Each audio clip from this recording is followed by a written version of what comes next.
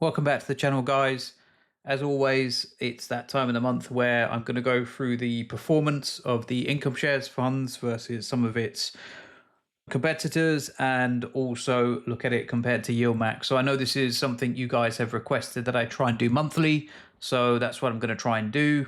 It takes up quite a bit of time to put all this together. I'll do my best to continue to pump these out monthly.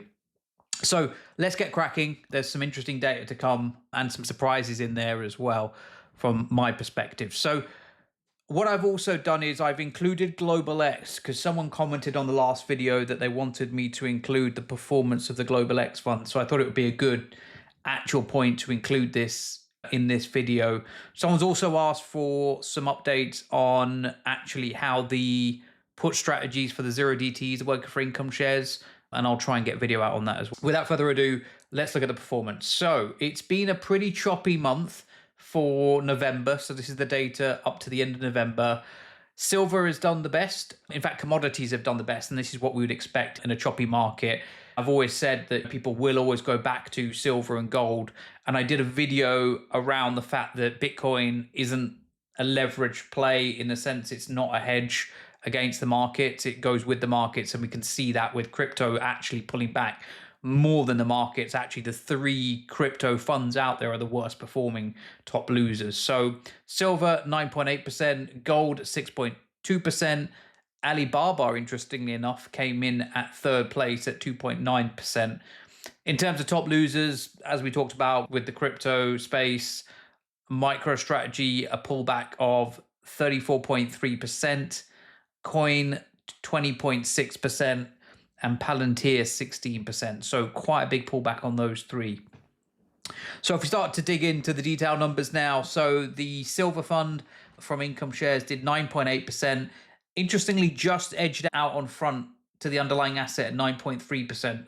Some of this, I think, is to do with the income aspect, and they're probably not going through the strike, so they're not getting capped out, and so they're able to outperform. Now, obviously, if silver goes on a heavy run beyond what they set the 3% to 5% at, then the chances are it will eventually pull ahead, but it's not at the moment.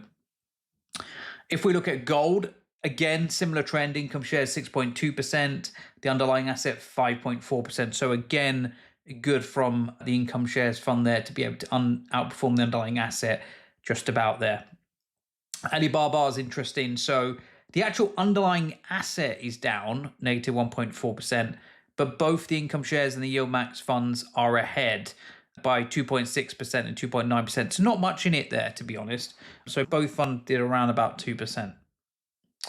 The Treasury fund now, IncomeShares did 2.1%, which is pretty good, and the underlying asset did just under 1%. So again, outperformance for IncomeShares considering the underlying asset. Meta next, underlying asset down 1%, both YieldMax and IncomeShares 1.2% and 1.5% respectively. So they just about broke above the 1% mark. But again, IncomeShares just slightly ahead of YieldMax there, but not by much, not by much at all.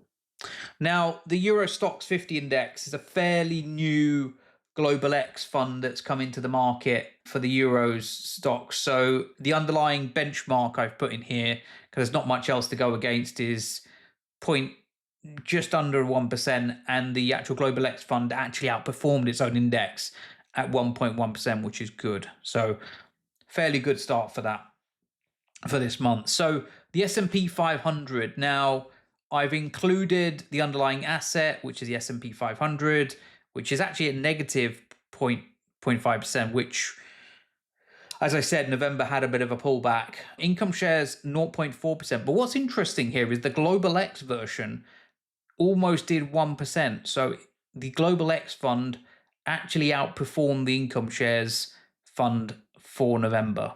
So that was quite interesting. Microsoft. So again, the underlying asset was down 1.2%. Again, the YieldMax fund and the IncomeShares were just about positive at 0.5 and almost 1%. Again, the IncomeShares just about beating the YieldMax fund there, but not by a huge margin. If we look at the Apple fund, again, that was down 1.5%. YieldMax 0.2%, IncomeShares 0.4%. So again, a very minor win for IncomeShares, but it is a very small one. Amazon, now IncomeShares, YieldMax, and the underlying asset all negative here. The underlying asset, in fact, was down 2%, YieldMax down 0.5%, and IncomeShares just down 0.2%. So again, IncomeShares just about ekes out YieldMax in this particular one as well. So the Qs, so the Nasdaq. Now, the underlying asset was down 2.4%. IncomeShares was down as well, 1%. What's interesting, again, the Global X Fund has outperformed here, and it's only down 0.45%, so just around 0.5%, so it's actually done better than the other two.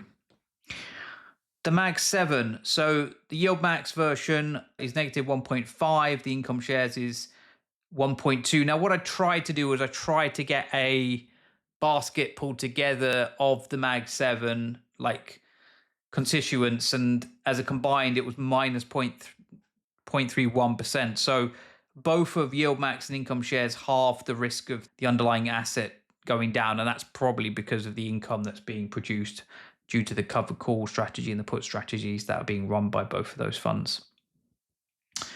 Alphabet was down negative 3.2%, YieldMax negative 1.8%, IncomeShares negative 1.5%. So again, fairly close numbers there. IncomeShares just again ekes out YieldMax, but both outperformed the underlying asset. Broadcom underlying asset went down 4.5%, IncomeShares down 2.5%, but again, IncomeShares outperforming the underlying. Tesla down 5.8%, YieldMax down negative 0.3%, IncomeShares down negative 4.1%. So again, just a slight outperformance again from IncomeShares, but nothing major. AMD underlying asset is down 6% this time. YieldMax negative 4.5%, IncomeShares negative 4.1%. Again, minor win for IncomeShares. Again, both IncomeShares and YieldMax did better than the underlying asset. NVIDIA negative 14%, so NVIDIA had quite a big pullback in November. YieldMax pullback negative 9.8%, IncomeShares negative 9.5%. Again, fairly close, a few percentage points in it. Palantir again had quite a big pullback, 16%. YieldMax negative 12.5%, IncomeShares 11.8%. So this is where, again, both IncomeShares and YieldMax did better than the underlying asset, but again, IncomeShares did slightly better than YieldMax. A bit more of a gap this time than we've seen in previous gaps. Coinbase negative 20%, 20.6%, YieldMax negative 18.4%, and IncomeShares negative 15%. Now, this is a trend I'm noticing actually, where the yields are slightly more aggressive from YieldMax. They tend to underperform even more than the IncomeShares funds. And I obviously partly think this is the 25% sleeve that IncomeShares have that's always giving them that slight edge at the moment when we're in these down and up markets. So it seems like, for me, the strategy seems to be doing what it's designed to do, which is good to see. So again, as I said, IncomeShares wins out there at 15% and has quite a substantial gap on YieldMax now and the underlying asset. Now, this is probably the biggest one of them all.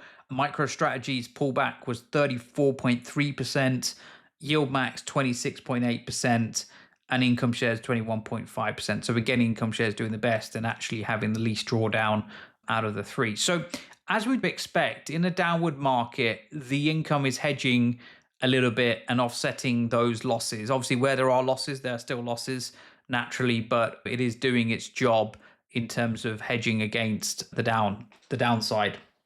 So there you go, guys. Hopefully you enjoyed this video as always. If you still want me to do these monthlies, let me know in the comments. Let me know where you're at with these positions. For those of you that are interested in the Global X ones, if you want me to continue doing that, I'll happily include them in these updates like this as well. If there's anything else you want me to include, then let me know and I'll do my best to include those. As always, thanks to the 100% Club to getting to the end of this video. As always, nothing is constituted as financial advice. Please do your own research in these funds, and I will catch you on the next one.